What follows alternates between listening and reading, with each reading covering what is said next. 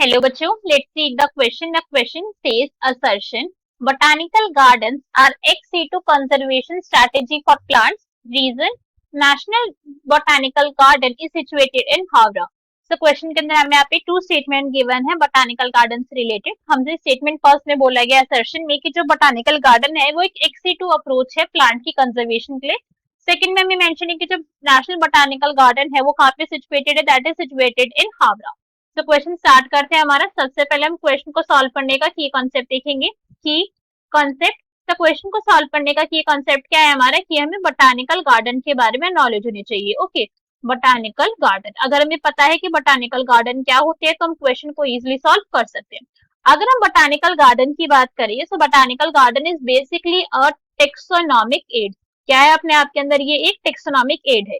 Taxonomic aid है का क्या मतलब है कि एक ऐसा एड, दैट मीन्स एक ऐसा डिवाइस है जो हमारी हेल्प करवा रहा है टेक्सोनॉमी में. कैसे टेक्सोनॉमी में हेल्प करवा रहा है कि ये हमारी हेल्प करवाता है किसी भी ऑर्गेनिज्म की, किसी भी प्लांट की, बिकॉज बोटानिकल गार्डन मेजरली जो है वो प्लांट से डील करते हैं.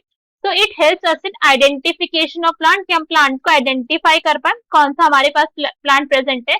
नेक्स्ट उसके डिस्क्रिप्शन में कि प्लांट की क्या क्या कैरेक्टरिस्टिक्स है उसको डिस्क्राइब करने में हेल्प करवा अगर कोई डिवाइस हमारा.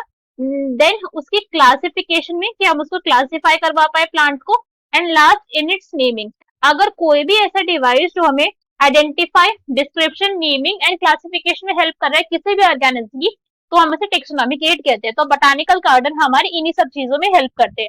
अब बोटानिकल गार्डन के बारे में अभी मैंने एक पॉइंट मेंशन करा that it majorly deals with plants. ठीक है, यहाँ पे प्लांट्स के बारे में जितनी भी स्टडी होती है बोटानिकल गार्डन के थ्रू कर सकते हो.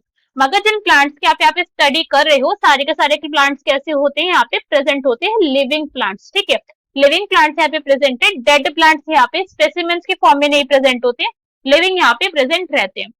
हमें जो लिविंग प्लांट्स हम यहाँ पे ला रहे हैं ये कंजर्व हो रहे हैं. ठीक है, बेसिकली इनकी क्या हो रही है, they are bring for the purpose of conservation, कि आप यहाँ पे क्या कर सको, आप उनको कंजर्व करके रख सको. कि अगर किसी एरिया के अंदर कोई पर्टिकुलर जो प्लांट है वो एक्सटिंक्ट होने वाला है तो आप उसको क्या कर रहे हो, आप उसकी स्पेसीज को, एक स्पीशीज का छोटा सा पार्ट कंजर्व करके रख रहे हो ताकि आप आगे चल के उसको स्टडी कर सको कि ऐसा क्या रीजन है, ऐसा क्या फैक्टर है, कैसा इम्पैक्ट है इसके ऊपर, ये जो प्लांट है वो एक्सटिंक्ट हो रहा है. कंजर्वेशन करते हैं, साथ साथ में हम क्या करते हैं उसके ऊपर रिसर्च करते हैं और उसकी स्टडी भी करते हैं. रिसर्च एंड स्टडी कि ऐसे क्या रीजन हो रहे हैं, ऐसे क्या चेंजेस आ रहे हैं प्लांट के अंदर कि प्लांट के ऊपर इम्पैक्ट पड़ रहा है किसी भी चीज का. अब ये जो कंजर्वेशन जो प्लांट की हो रही है ना वो बेसिकली कैसी अप्रोच है, this is a ex situ approach. कैसी अप्रोच है ये, एक्स सीटू अप्रोच है. मतलब ऐसे समझेंगे हम इस पॉइंट को कि ये हमारा एक प्लांट है. ठीक है, यहाँ पर हमारा ये दिस इज अ प्लांट, और ये वाला जो प्लांट है फॉर एग्जाम्पल मैं बोल देती हूँ कि ये वाला प्लांट न्यू दिल्ली के अंदर ही ग्रो कर रहा था. ठीक है, इसका जो रीजन था ग्रो का वो न्यू दिल्ली था, ऐसे एग्जाम्पल के लिए समझ रहे हैं. और इस एरिया में से क्या हो रहा है, इस प्लांट के जो नंबर है वो बहुत डिक्रीज होने लग रही है. तो हमने क्या करा कि चलो भाई इस प्लांट को बचाने की जरूरत है, इसकी कंजर्वेशन की जरूरत है.